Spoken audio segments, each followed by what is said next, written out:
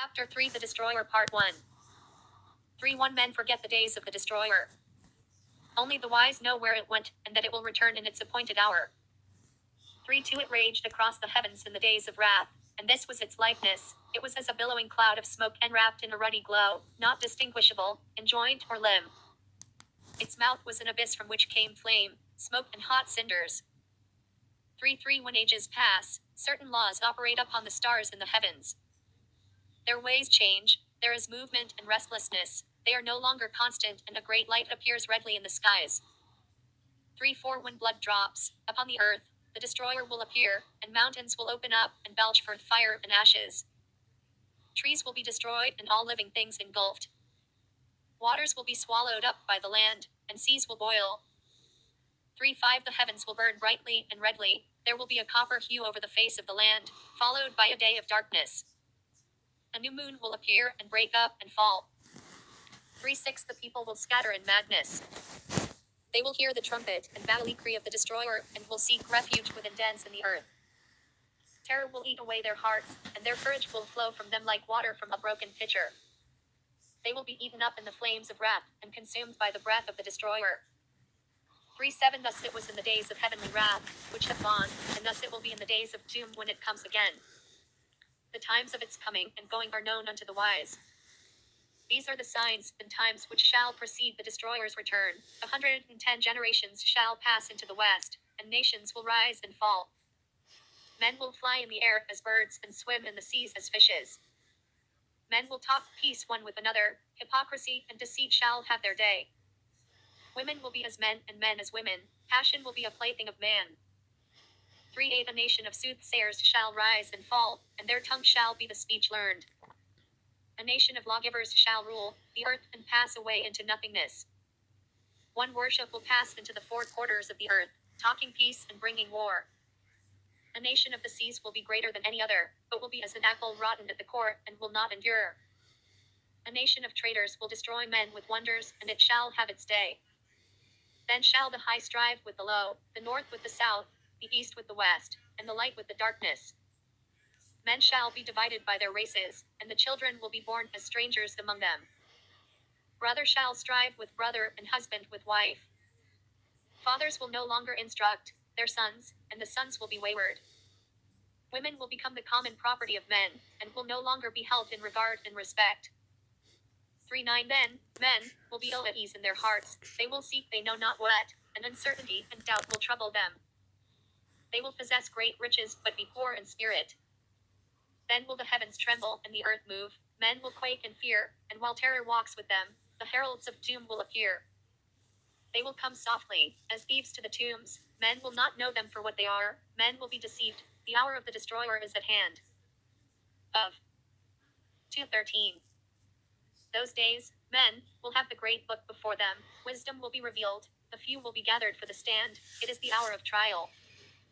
The dauntless ones will survive, the stout-hearted will not go down to destruction. 3:11 Great God of all ages, alike to all, who sets the trials of man, be merciful to our children in the days of doom. Man must suffer to be great, but hasten not his progress unduly. In the great winnowing, be not too harsh on the lesser ones among men. Even the son of a thief has become your scribe. Chapter 4 The Destroyer Part 2 410 Sentinels of the universe who watch for the destroyer, how long will your enduring vigil last? Oh, mortal men who wait without understanding, where will you hide yourselves, in the dread days of doom, when the heavens shall be torn apart, and the skies rent in twain, in the days when children will turn gray-headed? 4:2 This is the thing, which will be seen, this is the terror, your eyes will behold, this is the form of destruction that will rush upon you, there will be the great body of fire, the glowing head with many mouths, and eyes ever-changing. Terrible teeth will be seen in formless mouths, and a fearful dark belly will glow redly from fires inside. Even the most stout-hearted man will tremble, and his bowels will be loosened, for this is not a thing understandable to men. 4:3 It will be a vast sky spanning form and wrapping earth, burning with many hues within wide open mouths. These will descend to sweep across the face of the land, engulfing all in the yawning jaws. The greatest warriors will charge against it in vain. The fangs will fall out, and lo, they are terror-inspiring things of cold hardened water. Great boulders will be hurled down upon men, crushing them into red powder. 4:4 As the great salt waters rise up in its train, and roaring torrents pour towards the land, even the heroes among mortal men will be overcome with madness. As moths fly swiftly to their doom in the burning flame, so will these men rush to their own destruction. The flames going before will devour all the works of men, the waters following will sweep away whatever remains. The dew of death will fall softly, as a gray carpet, over the cleared land. Men will cry out in their madness, "Oh, whatever, being there, is, save us from this tall form of terror, save us from the gray dew of death." Chapter 5 The Destroyer Part 3 5:1 The Doomshape, called the Destroyer, in Egypt, was seen in all the lands thereabouts. In Palau, it was bright and fiery, in appearance, changing and unstable. It twisted about itself like a coil, like water, bubbling into a pool from an underground supply, and all men agree it was a most fearsome sight.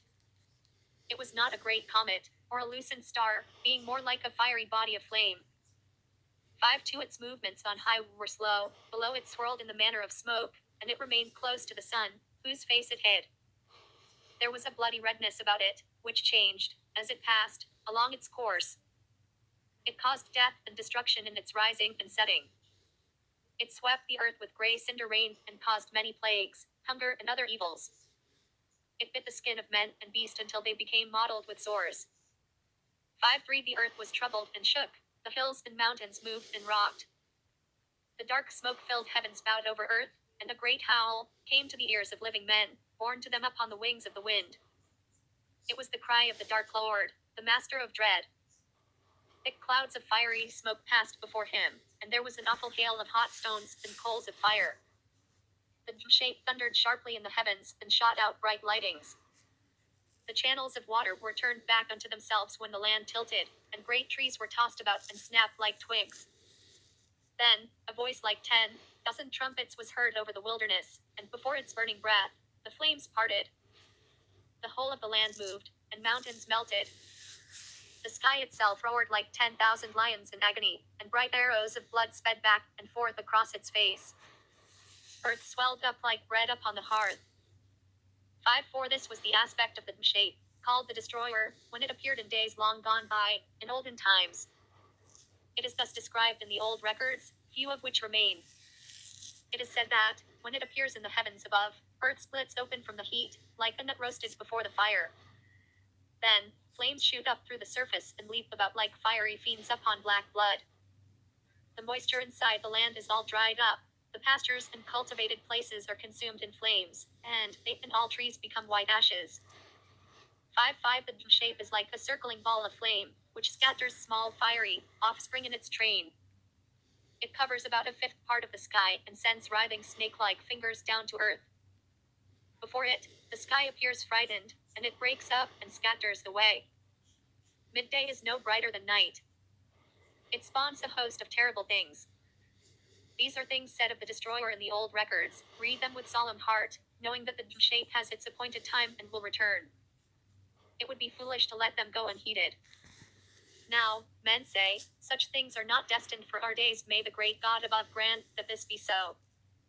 But come, the day, surely will, and in accordance with his nature man will be unprepared.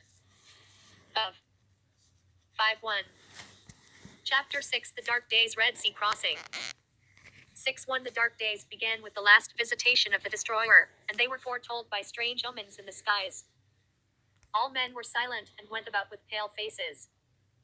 6:2 The leaders of the slaves, which had built a city to the glory of Tom, stirred up unrest, and no man raised his arm against them. They foretold great events of which the people were ignorant, and of which the temple seers were not informed. 6:3 These were days of ominous calm, when the people waited for they knew not what. The presence of an unseen doom was felt, the hearts of men were stricken. Laughter was heard no more, and grief and wailing sounded throughout the land. Even the voices of children were stilled, and they did not play together, but stood silent. 6:4 The slaves became bold and insolent, and women were the possession of any man. Fear walked the land, and women became barren, with terror, they could not conceive, and those with child aborted. All men closed up within themselves. 6:5 The days of stillness were followed by a time when the noise of trumpeting and shrilling was heard in the heavens, and the people became as frightened beasts, without a herdsman, as asses when lions prowl without their fold.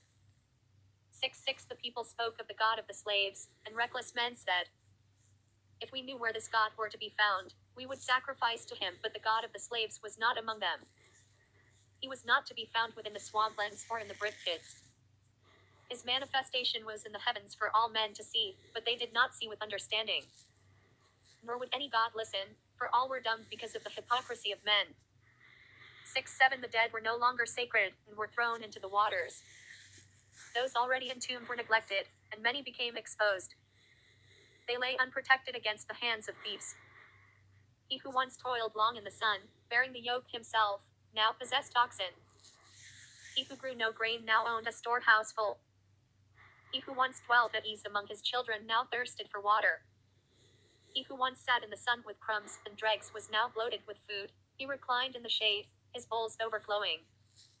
6:8 Cattle were left unattended to roam into strange pastures, and men ignored their marks and slew the beasts of their neighbors. No man owned anything. 6:9 The public records were cast forth and destroyed, and no man knew who were slaves and who were masters. The people cried out to the Pharaoh in their distress, but he stopped his ears and acted like a deaf man. 6:10 There were those who spoke falsely before Pharaoh and had gods hostile towards the land, therefore the people cried out for their blood to appease it. But it was not these strange priests who put strife in the land instead of peace, for one was even of the household of Pharaoh and walked among the people unhampered. 6:11 Dust and smoke clouds darkened the sky and colored the waters upon which they fell with a bloody hue. Plague was throughout the land, the river was bloody, and blood was everywhere. Of 6:13 The water was vile, and men's stomachs shrank from drinking. Those who did drink from the river vomited it up, for it was polluted. 6:12 The dust tore wounds in the skin of man and beast. In the glow of the destroyer, the earth was filled with redness. Vermin bred and filled the air and face of the earth with loathsomeness. Wild beasts, afflicted with torments under the lashing sand and ashes, came out of their lairs in the wastelands and cave places and stalked the abodes of men. All the tame beasts whimpered, and the land was filled with the cries of sheep and moans of cattle. 6:13 Trees throughout the land were destroyed, and no herb or fruit was to be found. The face of the land was battered and devastated by a hail of stones, which smashed down all that stood in the path of the torrent. They swept down in hot showers, and strange flowing fire ran along the ground in their wake. 6:14 The fish of the river died in the polluted waters, worms, insects, and reptiles sprang up from the earth in huge numbers. Great gusts of wind brought swarms of locusts which covered the sky. As the destroyer flung itself through the heavens, it blew great gusts of cinders across the face of the land. The gloom of a long night spread, a dark mantle of blackness, which extinguished every ray of light. None knew when it was day, and when it was night, for the sun cast no shadow. 6:15 The darkness was not the clean blackness of night, but a thick darkness, in which the breath of men was stopped in their throats. Men gasped in a hot cloud of vapor, which enveloped all the land and snuffed out all lamps and fires. Men were benumbed and lay moaning in their beds. None spoke to another or took food, for they were overwhelmed with despair. Ships were sucked away from their moorings and destroyed in great whirlpools. It was a time of undoing. 6:16 The earth turned over, as clay spun upon a potter's wheel. The whole land was filled with uproar from the thunder of the destroyer overhead and the cry of the people. There was the sound of moaning and lamentation on every side. The earth spewed up its dead, corpses were cast up out of their resting places, and the embalmed were revealed to the sight of all men. Pregnant women miscarried, and the seed of men was stopped. 6:17 The craftsman left his task undone, the potter abandoned his wheel and the carpenter his tools, and they departed to dwell in the marshes. All crafts were neglected, and the slaves lured the craftsmen away. 6:18 The dues of Pharaoh could not be collected, for there was neither wheat nor barley, goose nor fish. The rights of Pharaoh could not be enforced, for the fields of grain and the pastures were destroyed. The high-born and the lowly prayed together that life might come to an end, and the turmoil and thundering ceased to beat upon their ears. Terror was the companion of men by day, and horror their companion by night. Men lost their senses and became mad, they were distracted by frightfulness. 6:19 On the great night of the destroyer's wrath, when its terror was at its height, there was a hail of rocks, and the earth heaved as pain rent her bowels. Gates, columns, and walls were consumed by fire, and the statues of gods were overthrown and broken. People fled outside their dwellings in fear and were slain by the hail. Those who took shelter from the hail were swallowed when the earth split open. Of 7:13. 6:20 The habitations of men collapsed upon those inside, and there was panic on every hand, but the slaves who lived in huts in the reed lands, at the place of pits, were spared. The land burned like tinder, a man watched upon his rooftops, and the heavens hurled wrath upon him, and he died. 6:21 The land writhed under the wrath of the destroyer, and groaned with the agony of Egypt. It shook itself, and the temples and palaces of the nobles were thrown down from their foundations. The high-born ones perished in the midst of the ruins, and all the strength of the land was stricken. Even the great one, the firstborn of Pharaoh, died with the high-born in the midst of the terror and falling stones. The children of princes were cast out into the streets, and those who were not cast out died within their abodes. 6:22 There were 9 days of darkness and upheaval, while a tempest raged such as never had been known before. When it passed away, brother buried brother throughout the land. Men rose up against those in authority and fled from the cities to dwell in tents in the outlands. 6:23 Egypt lacked great men to deal with the times. The people were weak from fear and bestowed gold, silver, lapis lazuli, turquoise, and copper upon the slaves, and to their priests they gave chalices, urns, and ornaments. Pharaoh alone remained calm and strong in the midst of confusion. The people turned to wickedness in their weakness and despair. Harlots walked through the streets unashamed. Women paraded their lips and flaunted their womanly charms. High-born women were in rags, and the virtuous were mocked. 6:24 The slaves spared by the destroyer left the accursed land forthwith. Their multitude moved in the gloom of a half-dawn, under a mantle of fine, swirling gray ash, leaving the burned fields and shattered cities behind them. Many Egyptians attached themselves to the host, for one who was great led them forth, a priest prince of the inner courtyard. 6:25 Fire mounted up on high, and its burning left with the enemies of Egypt. It rose up from the ground as a fountain, and hung as a curtain in the sky. 6:26 In 7 days, Aram-Moah, the accursed ones journeyed to the waters. They crossed the heaving wilderness while the hills melted around them. Above, the skies were torn with lightning.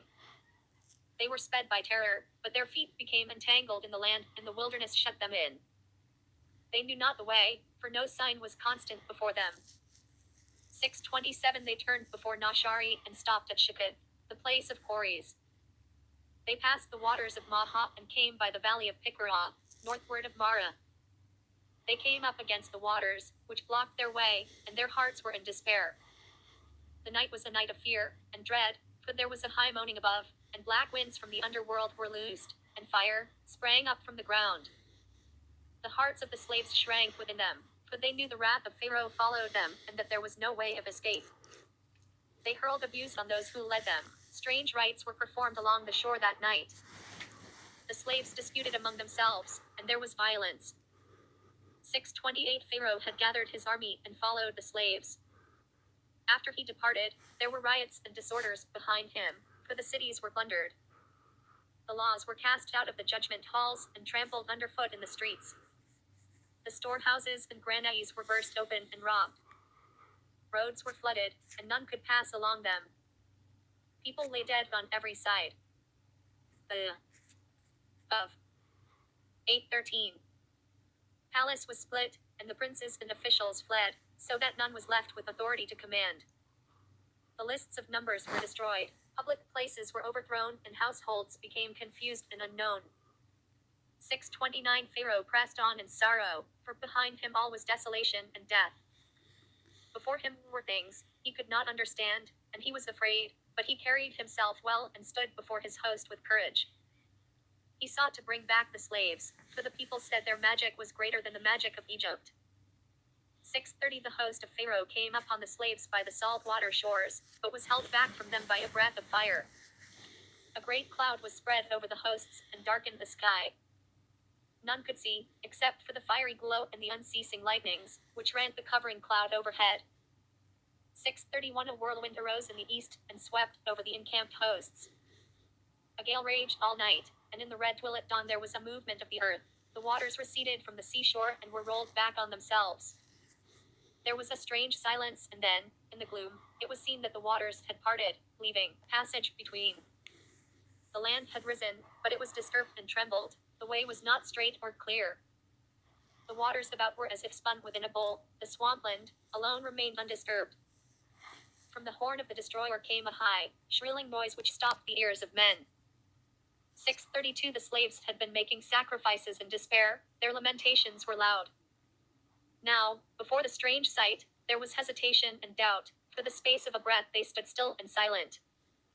Then, all was confusion and shouting, some pressing forward into the waters against all who sought to flee back from the unstable ground. Then, in exaltation, their leader led them into the midst of the waters through the confusion. Yet, many sought to turn back into the host behind them, while others fled along the empty shores. 6:33 All became still over the sea, and up on the shore, but behind, the earth shook and boulders split with a great noise. The wrath of heaven was removed to a distance, and stood upwards of the two hosts. 6:34 Still, the host of Pharaoh held its ranks, firm and resolved before the strange and awful happenings, and undaunted by the fury, which raged by their side. Stern faces were lit darkly by the fiery curtain. 6:35 Then, the fury departed, and there was silence. Stillness spread over the land while the host of Pharaoh stood without movement in the red glow. Then, with a shout, the captains went forward, and the host rose up behind them. The curtain of fire had rolled up into a dark billowing cloud, which spread out as a canopy. There was a stirring of the waters, but they followed the evildoers past the place of the great whirlpool. The passage was confused in the midst of the waters, and the ground beneath unstable. Here, in the midst of a tumult of waters, Pharaoh fought against the hindmost of the slaves and prevailed over them, and there was a great slaughter, amid the sand, the swamp, and the water. The slaves cried out in despair, but their cries were unheeded. 6:36 Their possessions were scattered behind them as they fled, so that the way was easier for them than for those who followed. Of 9:13 6:37 Then the stillness was broken by a mighty roar, and through the rolling pillars of cloud, the wrath of the destroyer descended upon the hosts. The heavens roared as with 1,000 thunders, the bowels of the earth were sundered, and earth shrieked its agony.